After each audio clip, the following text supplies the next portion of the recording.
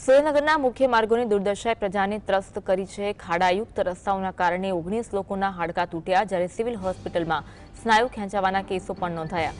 મહાનગરપાલિકાની બેદરકારીથી રસ્તાઓનું રિપેરિંગ થતું નથી, જેના પગલે રોજ અકસ્માતો સર્જાઈ રહ્યા છે। વાહનો ખાડામાં પડતા હાડકાં તૂટવાની ઘટનાઓ સામાન્ય બની ગઈ છે। રસ્તાઓના ધોવાણ અને રોડ રિનોવેશનની નબળી કામગીરીએ મહાનગરપાલિકાની કાર્યક્ષમતા સામે સવાલો ઊભા કર્યા છે। શહેરની આ દુર્દશા માટે જવાબદાર અધિકારીઓએ એસી ઓફિસ છોડી રસ્તાઓની સ્થિતિનું નિરીક્ષણ કરવું જરૂરી છે। સુરેન્દ્રનગરમાં ખાડા ખબચાવાળા રસ્તાઓના કારણે લોકોના હાડકાં તૂટે છે, સ્નાયુ ખેંચાવાના પણ કેસો વધારે નોંધાય છે। શહેરના રસ્તા ઉપર ઠેર ઠેર ખાડાઓ પડવાથી લોકોને હાલાકી પડી રહી છે।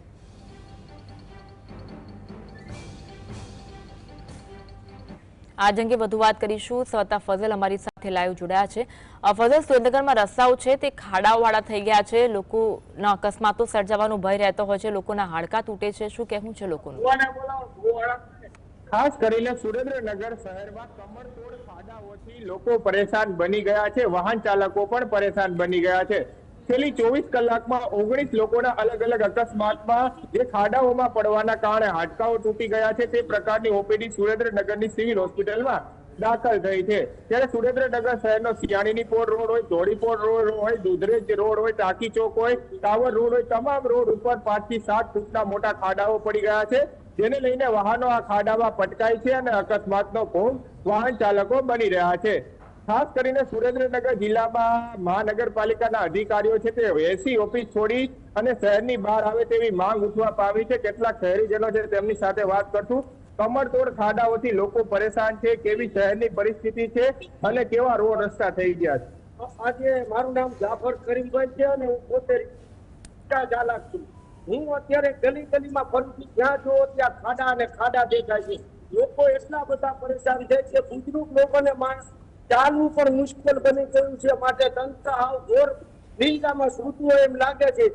લોકોની એવી માંગ છે કે તાત્કાલિક રોડ રસ્તાના ખાડા પુરાય અને જલ્દી આ કામ થાય એ માટે, અને લોકોને એટલું બધું વેરંટેજ વાહનોમાં આવે છે એની સીમા નથી, માટે આવેલા નવા કમિશનર મહાનગરપાલિકાના તાત્કાલિક યુદ્ધના ધોરણે કામ કરે એવી લોકોની માંગ છે।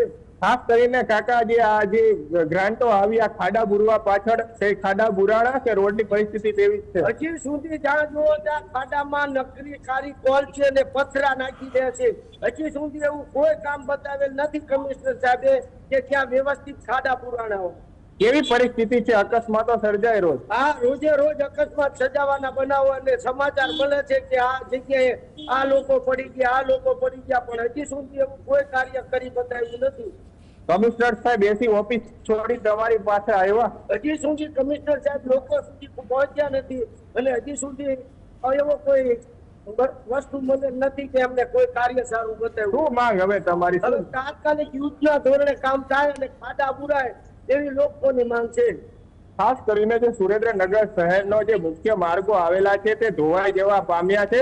વરસાદના કારણે મુખ્ય માર્ગો ધોવાઈ જતા રોજ વાહનો ત્યાં પટકાય છે અને કમરતોડ ખાડાઓથી પ્રજા છે તે હાલ પરેશાન બની રહી છે।